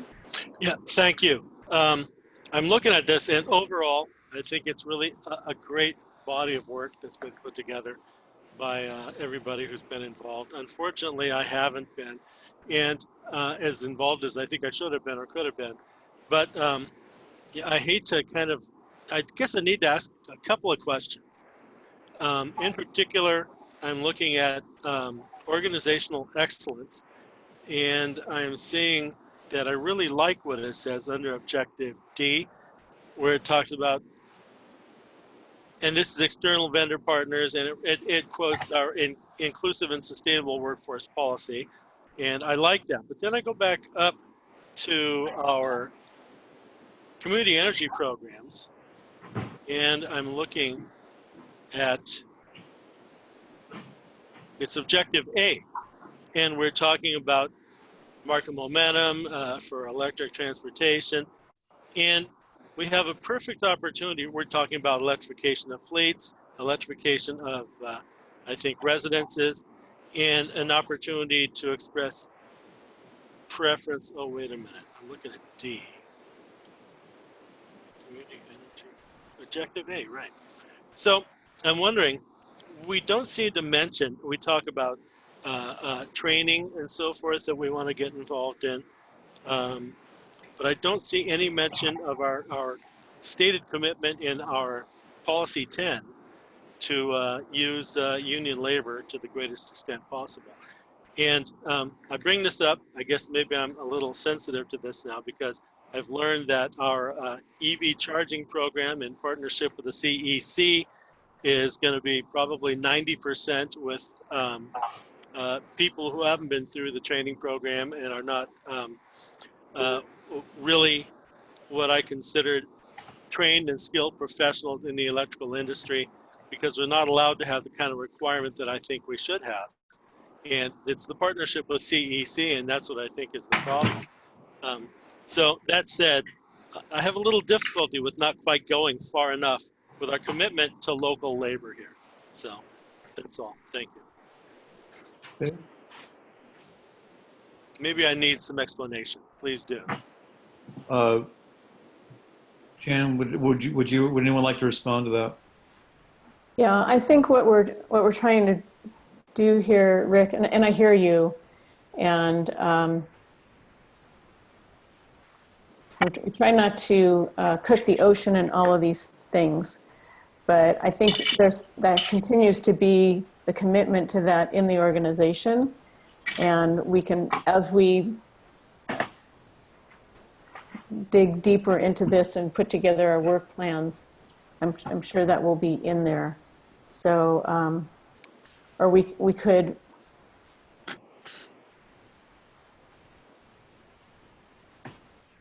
take another look on the community energy programs. I think it's really in organizational excellence. I think that kind of spans across everything. Because we also, like in power resources, when we contract for power, we want to make sure that there's project labor agreement for the entity that's building the project for us. So I think, we do say that we want to adhere to the inclusive and sustainable workforce policy here in Objective D, and that's where we do specify our commitment to organized labor. So, I believe it's in there, and that this spans across the whole organization. And I know that Raphael in his work, he's always focused on that. Good. Well, thank you. Yeah. Okay. Ann Schneider, go ahead.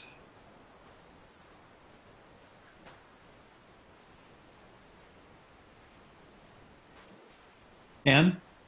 Sorry, I was on the agenda packet.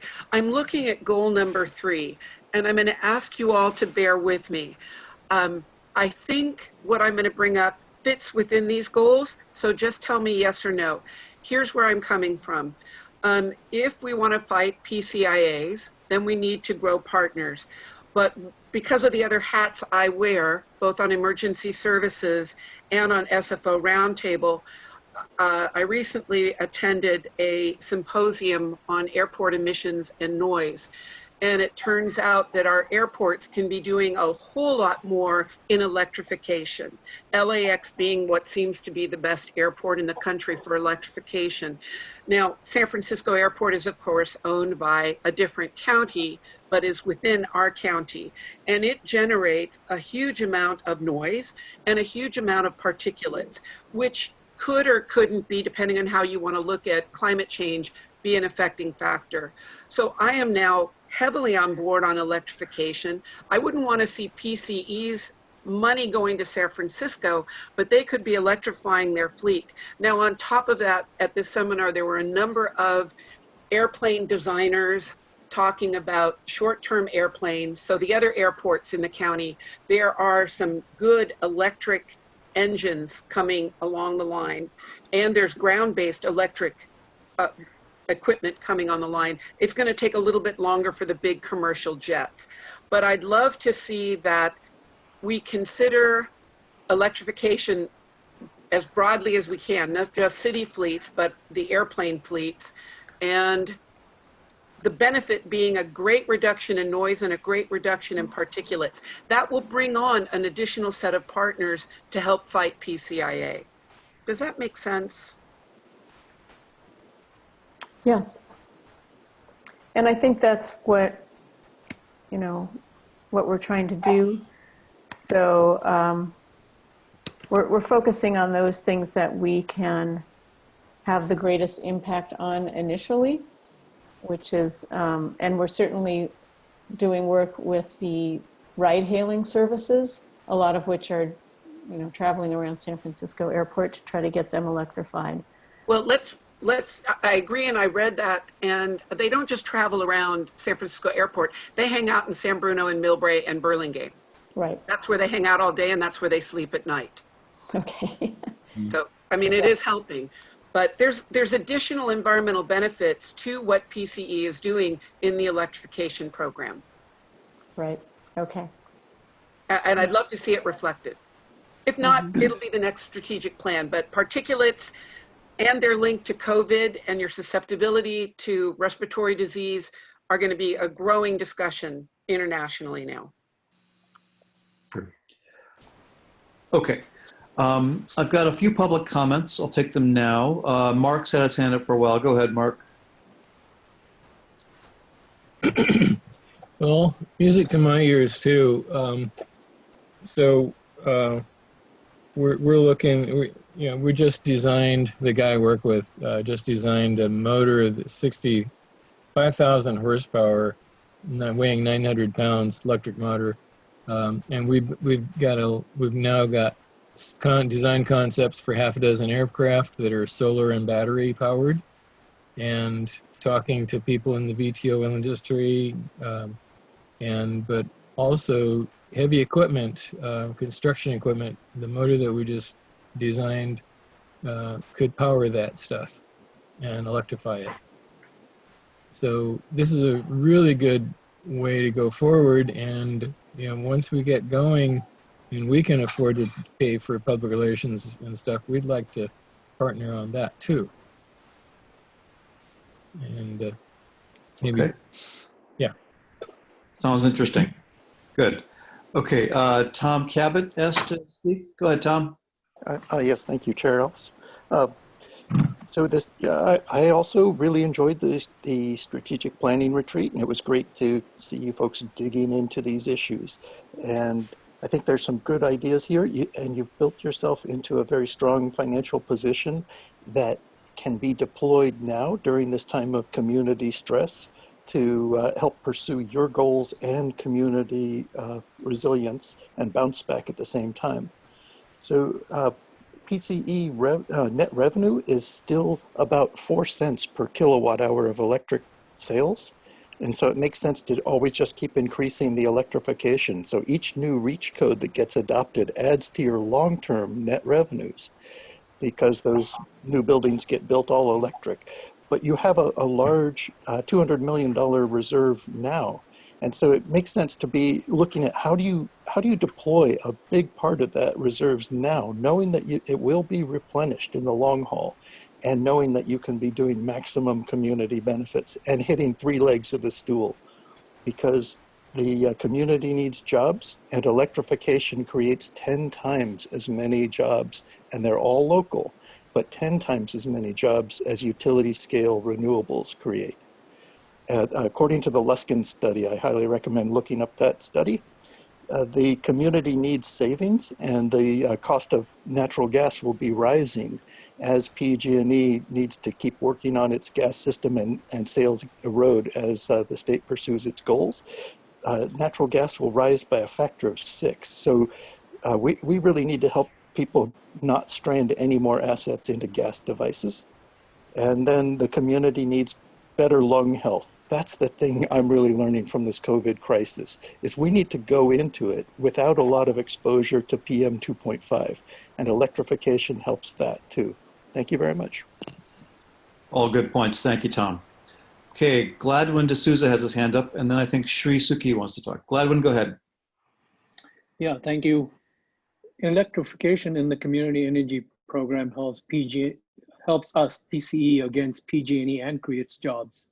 We should be going to Anna Eshoo, Jackie Spear, and our other representatives and asking for money out of the federal stimulus to make electrification and jobs happen and allow us to go big during these difficult times. Thank you. Yeah, I like that too. Thank you. Okay, Sri, go ahead.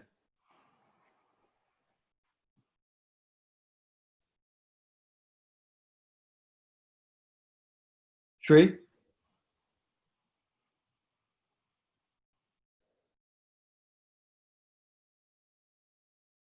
Hello. Yeah, sorry about that. Oh, you are? Okay. Yeah, thank you for your work during this crisis. And yeah, so it's an idea / question. And so the question is it possible for PCE to use your capital to install, own, and operate hundreds or thousands of EV chargers throughout the county and provide accounts to whoever wishes to sign up? You can provide a rate like EV2, which is like 16 cents a kilowatt hour for much of the day, plus the cost of labor and materials to install the chargers.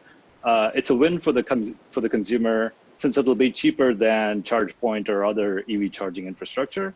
It'll help your 2021 financial situation with a new source of revenue, which, if I understand right, is PCIA free, because it's new meters. And it'll increase daytime energy use and limit solar containment. So it could be a win-win-win, but I don't know if it is possible for PCE to do such a thing. Thank you. We are, in fact, installing EV chargers. As far as being the sort of operator of them, I'm not sure that we've really contemplated doing that. Does staff want to weigh in on that part? That's a complicated conversation that we are having. So I don't think we're quite ready to weigh in on whether we're going to own them or not, but we're looking at what the risks and benefits are to that. Yes. Thank you. Thank you for the question. Okay, I don't see any other hands up from the public, so I'll bring it back to the board. Kat has had her hand up. Go ahead, Kat.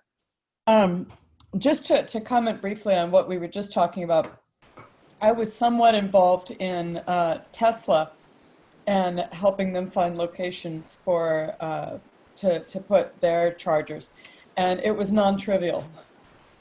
So I think it's a fantastic idea, but I know that Tesla has a whole arm of their company focused on finding the real estate and dealing with that. But I think potentially it's a good idea. I just had my hand up. I was going to move approval. Okay, so moved. Is there a second? Second. Second. Okay, moved Carlton, seconded Bonilla. Donna had her hand up. Donna, go ahead. Thank you. Thank you, Jeff. So I was just going to make two comments, which the first is that sort of as the keeper of the cash finance person here, I just remind the public that we do have reserve targets that we have to maintain. So while it does look like there is a large supply of available cash from which to finance future investments, endeavors, and interesting projects, that we do have to maintain a certain level on our balance sheet. And then I was also just going to point out, with regard to the strategic plan, that, the strategic plan is really just a broad overview. To Anne's point, it's a very specific point. The strategic plan is just a broad overview, and it's developed in such a way that there's a framework there. It's supposed to be able to last for 5 years at least, and then that there's flexibility within it for the staff to adapt and change as technology changes and things happen. So the goal of the plan is not to have every single case articulated and every single thought articulated within it, but to keep the big framework. So with regard to that, I think Jan and the staff did a really nice job of creating a timeless, at least for the next 5 years, framework from which to operate and keep everybody rowing in the same direction, but allow for these nuanced discussions to go on. Thanks, Donna. And I just want to also say just thank you to Jan, to Catherine Gallagher and her group, and Annie Gallagher, excuse me, and all the staff and everyone really that has contributed to this strategic plan. A lot of work has gone to this, and I do think it's a good product. So I don't see any other hands up, but if anyone wants to make a comment. What? Oh, if anyone wants to make a comment right now, they can before we vote. Okay. Yes, this is Pradeep. Can I make a comment? Please. Yeah, I just wanted to say that just like Donna said, she's taking care of the cash. I keep an eye on the technology side, and I would like to say that our plan, strategic plan, to meet the deadline of 2025 and have 100% of renewable energy meeting the consumer demand on 24/7 basis is a huge target from the technology perspective. And while there are some aspirational aspects to it, I hope that we will meet those. But in the meantime, I think we have a big challenge ahead from the technology side, and I'm looking forward to working on some of those things. But in the meantime, I would like to say that this plan has been very well put together, and it has reached in the core of many of the issues in a very clear way. So I want to congratulate the staff on doing a great job. Thank you. Agreed. Yes. Okay. With that, if there's no other comments, we can we're voting to approve the strategic plan, and we can take a roll call vote. Anne? All right. If you would please announce yes or no when I announce the jurisdiction. County of San Mateo. Yes. County of San Mateo.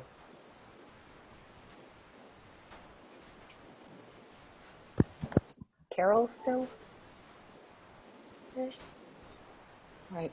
I don't hear the other County of San Mateo. Town of Atherton. Yes. City of Belmont. City of Brisbane. Yes. City of Burlingame. Yes. Town of Colma. Yes.